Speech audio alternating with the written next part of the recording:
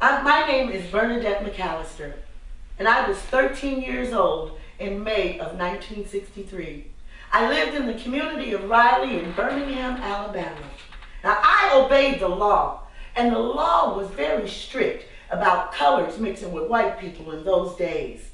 The department stores downtown wouldn't even allow colored people to try on garments, and a sales lady had to be in the dressing room at all times. We had our own segregated amusement park called Funland. It was on a big open lot with just a few rides and was only open on Sundays.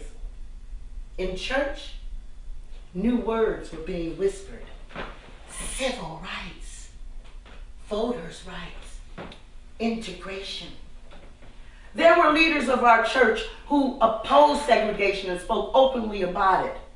Racial violence gave my beautiful city unwanted publicity. It went from the magic city to the tragic city. It went from Birmingham to Birmingham. Dad, have you been stopped on your way home from school by any of those civil rights workers?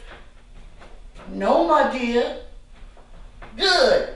Well, you just keep right on walking. Don't even stop and give them the time of day. Children too young to be caught up in all this mess. I just stood there, staring at her, and not hearing another word she was saying because I was so overcome with guilt.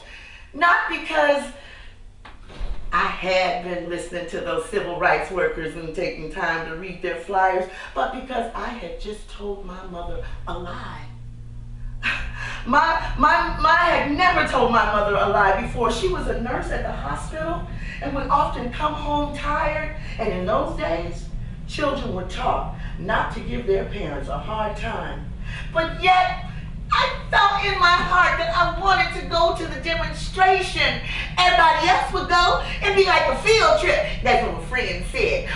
The preachers would be there to take care of us, and the DJs from WENN gonna be there, and no one's gonna hurt children. That's the whole plan. They're gonna feed us hamburgers from Willie Mae's Say Hey Burger Palace. We can have as many as we want, and when we're through, we can take some home.